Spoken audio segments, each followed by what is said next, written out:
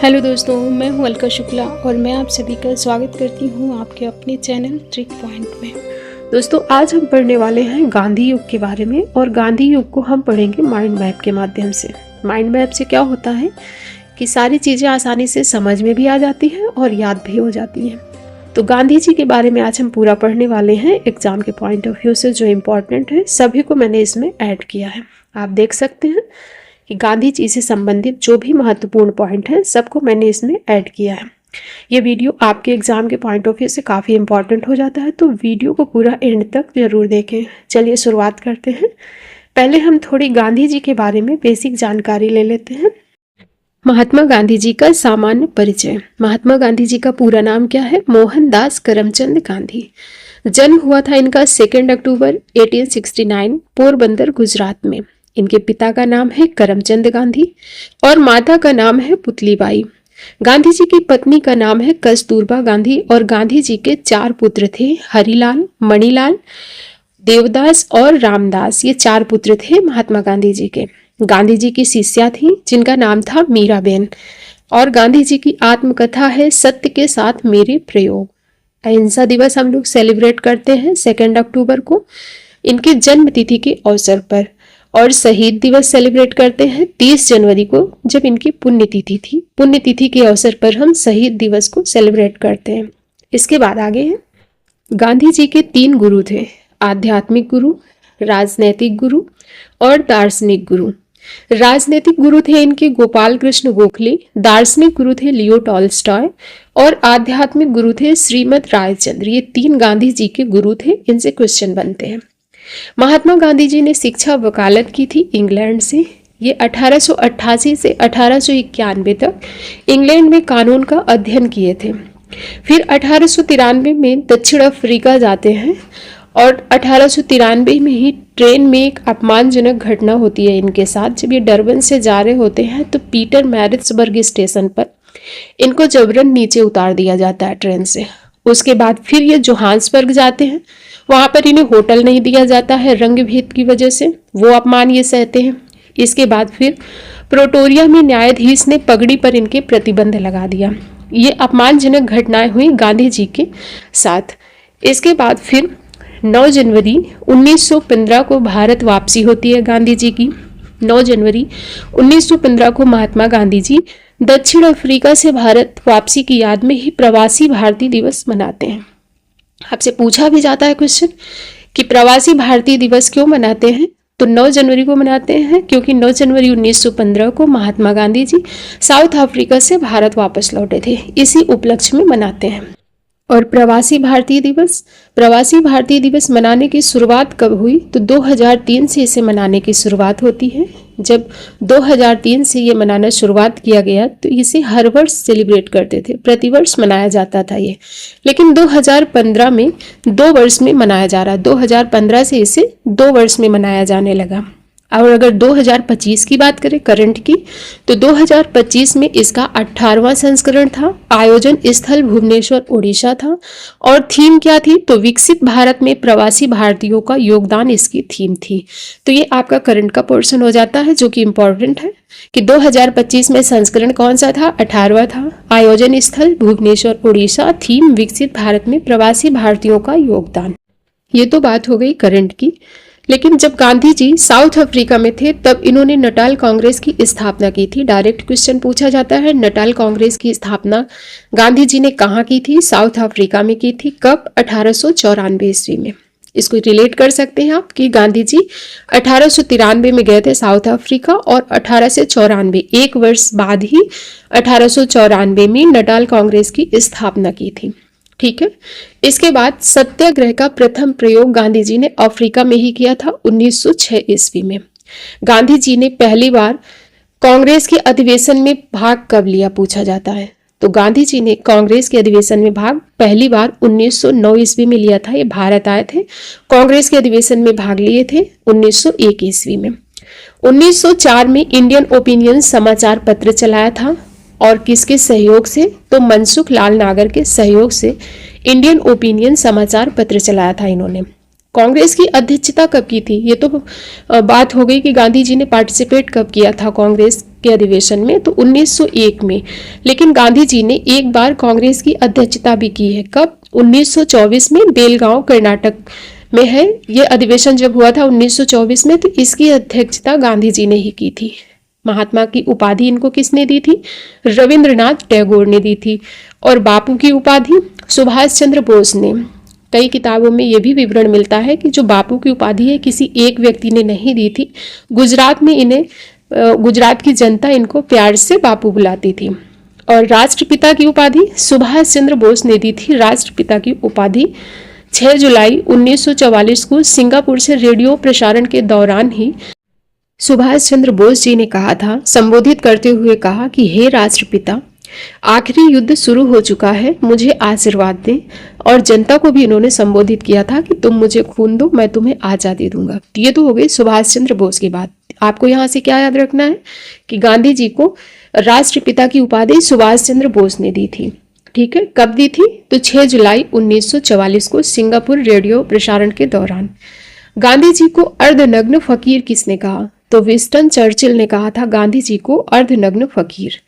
इसके बाद अब हम लोग गांधी जी के प्रमुख आश्रम को एक जगह देखते हैं कि कौन कौन से गांधी जी के आश्रम थे और कब इनकी स्थापना हुई, कहाँ इनकी अवस्थिति है। सबसे पहला है फिनिक्स आश्रम, ये डरबन में है। 1904 में इसकी स्थापना हुई थी। टॉल्स्टॉय आश्रम, ये जोहान्सबर्ग में है। 1910 में इसकी स्थापना की गई थी। सत्याग्रह आश्रम अहमदाबाद में है। 25 मई 1915 को गांधी जी ने इसकी स्थापना की थी। और साबरमती आश्रम अहमदाबाद में है। ये भी सत्याग्रह आश्रम और साबरमती आश्रम दोनों ही अहमदाबाद में है। साबरमती आश्रम की स्थापना हुई थी 1917 में। फिर अनासक्ति आश्रम, ये कौसानी में है। 1929 में इसकी स्थापना होती है। और सेवाग्राम आश्रम वर्धा महाराष्ट्र में है। 1936 में इसकी स्थापना होती है। तो ये है गांधी जी के प्रमुख आश्रम, जहाँ से डायरेक्ट क्वेश्चन बनते हैं कौन सा आश्रम कहाँ है या कब स्थापना हुई। इसके बाद गांधी जी की प्रमुख पुस्तकें हैं, उनको भी एक जगह देखते हैं। प्रमुख पुस्तकें भी हैं और समाचार पत्र भी हैं। तो इनको हम लोग अलग अलग एक चार्ट बना दिए हैं, जिससे कि माइंड मैप के माध्यम से आपको आसानी से याद हो जाए। पहले हम प्रमुख पुस्तकें देखते हैं। हिंद स्वराज, जिसकी भाषा थी गुजराती, 1909 में ये लिखी गई थी। तो हिंद स्वराज पुस्तक। इसके बाद फिर है सत्य के साथ मेरे प्रयोग, माई एक्सपेरिमेंट्स विद ट्रूथ, ये इनकी आत्मकथा है। मेरे सपनों का भारत और सत्य ही भगवान है, ये प्रमुख पुस्तकें हैं गांधी जी की। समाचार पत्र की बात करें तो यंग इंडिया 1919 में, इंडियन ओपिनियन जो कि साउथ अफ्रीका में 1904 में, और नवजीवन ये गुजराती भाषा में था 1925 में। द ग्रीन पैम्पलेट ये राजकोट से प्रकाशित किया गया था। और हरिजन 1933 ईस्वी में, जिसमें से हरिजन और इंडियन ओपिनियन दो बहुत ही इंपॉर्टेंट हैं, इनको जरूर आप याद रखें। इंडियन ओपिनियन 1904 साउथ अफ्रीका से और हरिजन 1933 में भारत में ही। और टाइम पत्रिका द्वारा महात्मा गांधी जी को मैन ऑफ द ईयर 1930 में घोषित किया गया था, ये याद रखें। पूछा जाता है कि टाइम पत्रिका ने महात्मा गांधी को मैन ऑफ द ईयर कब घोषित किया था? तो 1930 में घोषित किया था। ये तो हो गए फैक्ट। अब हम गांधी जी के बारे में कुछ डिटेल में जान लेते हैं, डिटेल एक्सप्लेनेशन देखते हैं। तो गांधी जी की, जैसा हमने बताया कि शुरुआती पढ़ाई कहाँ होती है इनकी? राजकोट में होती है। और आगे की पढ़ाई के लिए ये भावनगर के श्यामल दास कॉलेज जाते हैं। इसके बाद उनके पिता जो करमचंद गांधी थे, राजकोट रियासत में दीवान थे। तो करमचंद गांधी कौन थे? राजकोट रियासत में दीवान थे इनके पिताजी। और 1888 में गांधी जी कानून की पढ़ाई करने के लिए इंग्लैंड गए और 1891 में वकालत पूरी करके ये भारत वापस लौटे। इसके 2 वर्ष बाद 1893 में साउथ अफ्रीका जाते हैं और एक व्यापार करने वाले भारतीय मुसलमान हैं व्यापारी, जिनका नाम है दादा अब्दुल्ला। उनका मुकदमा लड़ने के लिए ये साउथ अफ्रीका के लिए निकलते हैं, डरबन के लिए चले गए। और इस मुकदमे में इनको सफलता मिलती है, सफलता हासिल की इन्होंने। डरबन से प्रिटोरिया जाते समय पीटर मैरिट्सबर्ग रेलवे स्टेशन पर उन्हें रंग भेद की वजह से ट्रेन से जबरन नीचे उतार दिया जाता है, उनका अपमान किया जाता है।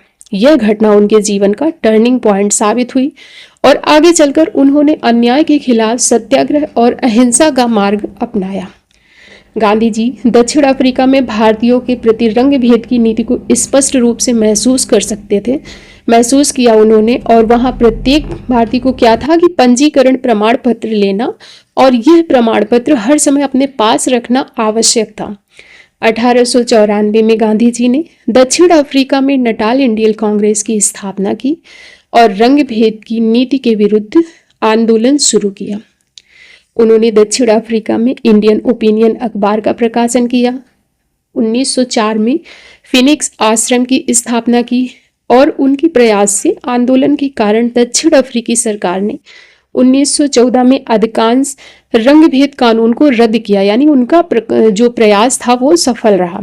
1909 में पश्चिमी मूल्य की आलोचना करते हुए गांधी जी ने हिंद स्वराज नामक पुस्तक भी लिखी, जिसमें सभी क्षेत्रों पर आत्मनिर्भर बनने की सलाह दी गई। इसके बाद फिर 9 जनवरी 1915 को गांधी जी दक्षिण अफ्रीका से भारत वापस लौटते हैं।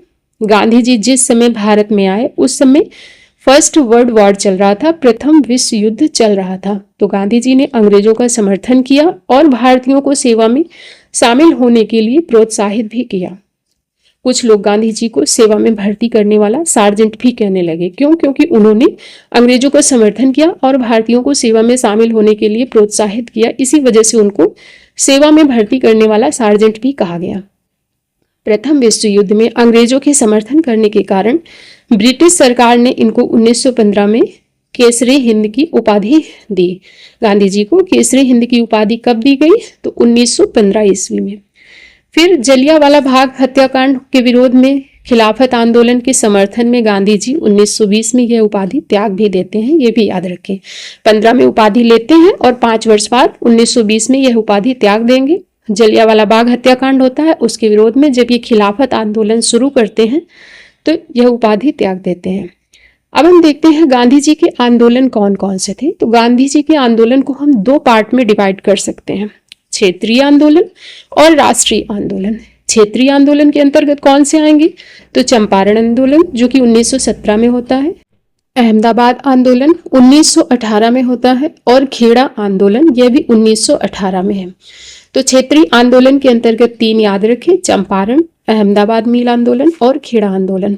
और राष्ट्रीय आंदोलन की बात करें तो रॉलेट एक्ट के विरोध में रॉलेट एक्ट विरोधी सत्याग्रह चलाते हैं। खिलाफत आंदोलन, असहयोग आंदोलन 1920 से 22 तक, और फिर सविनय अवज्ञा आंदोलन चलाएंगे और भारत छोड़ो आंदोलन चलाएंगे। ये राष्ट्रीय आंदोलन के अंतर्गत है। तो पहले हम लोग क्षेत्रीय आंदोलन देखते हैं कुछ डिटेल में, क्योंकि क्वेश्चन पूछे जाते हैं। पहला है चंपारण आंदोलन।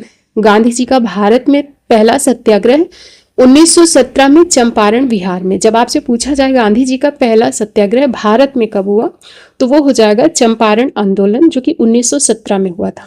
गांधी जी को चंपारण आने के लिए पूछा जाता है कि किस नेता ने आमंत्रित किया था, तो वो थे राजकुमार शुक्ल, स्थानीय नेता थे वहां के। इन्होंने बुलाया था गांधी जी को चंपारण।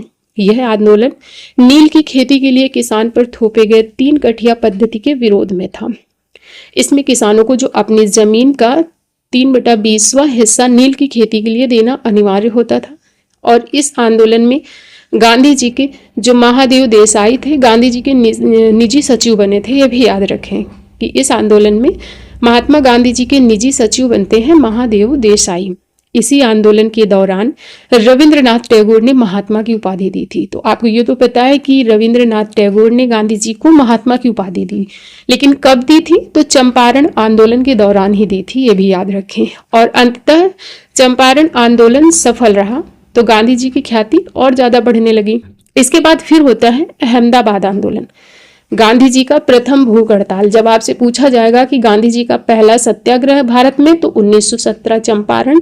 गांधी जी की पहली प्रथम भूख हड़ताल तो 1918 अहमदाबाद मिल आंदोलन। इस आंदोलन में अनुसुईया बेन ने गांधी जी की सहायता की थी। 35% बोनस पर मिल मजदूर अंततः मान जाते हैं और गांधी जी मजदूरों के बीच भी लोकप्रिय बन गए। फिर होता है खेड़ा आंदोलन। इनका सीक्वेंस भी याद रखें, सीक्वेंस लगाने के लिए भी आता है। पहले है चंपारण, फिर अहमदाबाद, फिर है खेड़ा। यह आंदोलन सूरत जिला खेड़ा में हुआ था।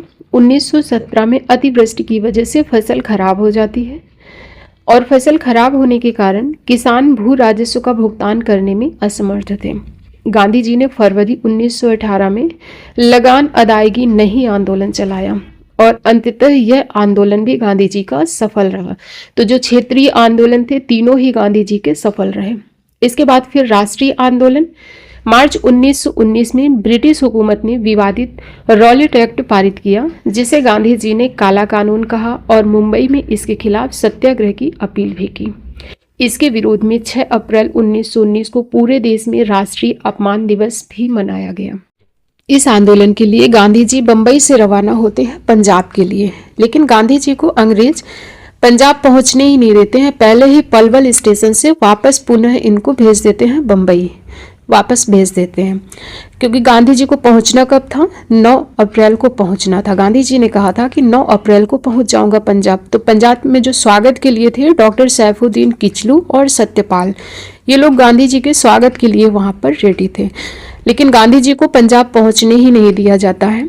और उसके बाद फिर 13 अप्रैल को वैसाखी के अवसर पर जलियांवाला बाग में हंसराज ने एक जनसभा में भाषण दिया सूचना प्राप्ति के बाद। ठीक है, तो ये हंसराज नाम आप याद रखें कि जो जनसभा को संबोधित कर रहा था वो कौन था? हंसराज था। वहीं पर जनरल रेजिनाल्ड डायर, जिसे आर डायर के नाम से जानते हैं, इसने गोलियां चलाई थी। ऑर्डर किसने दिया था? ओ डायर ने दिया था। माइकल ऑक्टेवियन डायर ने आदेश दिया गोली चलाने के लिए और जनरल रेजिनाल्ड डायर ने गोलियां चलाई। निहत्थे लोगों पर, बच्चों पर गोलियां चलाई गईं, जिसे जलियांवाला बाग हत्याकांड के नाम से हम लोग जानते हैं, जिसमें बहुत सारे लोग मारे जाते हैं। और जलियांवाला बाग हत्याकांड के बाद गांधी जी ने अपनी केसरी हिंद की उपाधि त्यागी और असहयोग आंदोलन शुरू किया।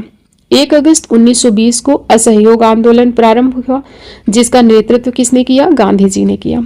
फिर 5 नवंबर 1920 को ऑल इंडिया कांग्रेस समिति के अधिवेशन में गांधी जी ने 1 वर्ष में स्वराज का लक्ष्य घोषित किया। आपसे यहाँ से क्वेश्चन बनेगा कि गांधी जी ने 1 वर्ष में स्वराज का लक्ष्य किस अधिवेशन में घोषित किया था? तो ऑल इंडिया कांग्रेस समिति के 5 नवंबर 1920 में जो अधिवेशन हुआ था इसमें घोषित किया। फिर 5 फरवरी 1922 को क्या होता है? गोरखपुर चौरी चौरा थाने में आंदोलनकारियों ने आग लगा दी, जिससे 22 सिपाहियों की मौत हो जाती है। उस समय असहयोग आंदोलन चरम पर था। चौरा चौरी कांड के बाद गांधी जी ने असहयोग आंदोलन वापस ले लिया। चौरा चौरी के समय गांधी जी कहाँ थे पूछा जाता है तो बारदोली में थे। वहीं पर इन्होंने आंदोलन वापस लेने की घोषणा कर दी। 1924 में एकमात्र बेलगांव अधिवेशन कर्नाटक में जो होता है उसके अध्यक्ष बनते हैं गांधी जी। गांधी जी ने एक ही बार कांग्रेस की अध्यक्षता की है बेलगांव अधिवेशन में। गांधी जी की आत्मकथा है सत्य के साथ मेरे प्रयोग का प्रथम प्रकाशन नवजीवन में हुआ था। तो यह भी पूछा जा सकता है कि सत्य के साथ मेरे प्रयोग किसकी आत्मकथा है और इसका प्रकाशन किस में हुआ था? तो नवजीवन में हुआ था। इसको भी याद रखें। फिर 12 मार्च 1930 को गांधी जी ने साबरमती से 78 यात्रियों के साथ दांडी मार्च यात्रा शुरू की और 6 अप्रैल 1930 को 388 किलोमीटर की यात्रा पूरी करके दांडी में नमक कानून तोड़ करके गांधी जी ने सविनय अवज्ञा आंदोलन शुरू किया। दोनों डेट याद रखें। अगर आपसे पूछा जाता है कि दांडी मार्च कब शुरू हुआ तो 12 मार्च 1930 को और 6 अप्रैल को नमक कानून तोड़ने के बाद सविनय अवज्ञा आंदोलन शुरू हुआ। तो सविनय अवज्ञा 6 अप्रैल को हो जाएगा। फिर 5 मार्च 1931 को गांधी इरविन समझौता होता है। 1931 में लंदन में हुए सेकंड गोलमेज सम्मेलन की गांधी जी ने कांग्रेस का नेतृत्व किया कांग्रेस की तरफ से। लेकिन सेकंड गोलमेज सम्मेलन में गांधी जी के हाथ कुछ भी नहीं लगता है, असफलता लगती है। तो उसके बाद गांधी जी सविनय अवज्ञा फिर से चलाएंगे, जिसको इन्होंने स्थगित किया था। फिर अंततः 7 अप्रैल 1934 को गांधी जी ने आंदोलन समाप्त कर दिया और इसके बीच 1932 में गांधी जी ने हरिजन सेवक संघ की स्थापना की थी और हरिजन सेवक संघ के जो अध्यक्ष बनाए थे वो घनश्याम दास बिड़ला जी को बनाया गया था इसका अध्यक्ष। इसके बाद फिर 24 सितंबर 1932 को गांधी जी और डॉक्टर अंबेडकर के बीच में पूना पैक्ट होता है। आपसे पूछा जाएगा पूना पैक्ट किसके बीच हुआ था? डॉक्टर अंबेडकर और गांधी जी के बीच। कब? 24 सितंबर 1932 को हुआ था। फिर 1934 में गांधी जी कांग्रेस से अपना त्याग पत्र दे देते हैं मोस्ट इंपॉर्टेंट है, पूछा जाएगा। गांधी जी ने अपना त्याग पत्र कब दिया कांग्रेस से? तो 1934 में। और इसके बाद फिर 1942 में गांधी जी भारत छोड़ो आंदोलन, जिसे हम लोग अगस्त क्रांति के नाम से भी जानते हैं, इसमें गांधी जी ने प्रसिद्ध नारा दिया था, करो या मरो। करो या मरो का नारा किसने दिया? गांधी जी ने। कब दिया? 1942 में दिया। और फिर 8 अगस्त की यह बात है, और 9 अगस्त को गांधी जी को गिरफ्तार कर लिया जाता है और पुणे की आगा खां पैलेस में इनको रखा जाता है। तो ये जो स्थान है ना, इसका नाम भी पूछा जाता है कि गांधी जी को गिरफ्तार करके कहाँ रखा गया था? आगा खां पैलेस में रखा गया था। इनके साथ सरोजनी नायडू और अन्य लोग भी थे, कस्तूरबा भी थी। और इसके बाद फिर 15 अगस्त 1947 को भारत की स्वतंत्रता के समय गांधी जी कहाँ थे पूछा जाता है? तो कोलकाता में नोआखली में थे गांधी जी स्वतंत्रता के समय। और 30 जनवरी 1948 को नाथूराम गोडसे ने बिड़ला भवन दिल्ली में गांधी जी की हत्या कर दी गोली मार करके। और गांधी जी की समाधि कहाँ है? समाधि स्थल राजघाट नई दिल्ली में गांधी जी का समाधि स्थल है। तो इसी के साथ गांधी युग की समाप्ति होती है, और इसमें मैंने सारे इंपॉर्टेंट पॉइंट कवर करने की कोशिश की है। आपको वीडियो कैसा लगा कमेंट करके ज़रूर बताएं। वीडियो को लाइक करें और ज़्यादा से ज़्यादा शेयर करें। Thank you.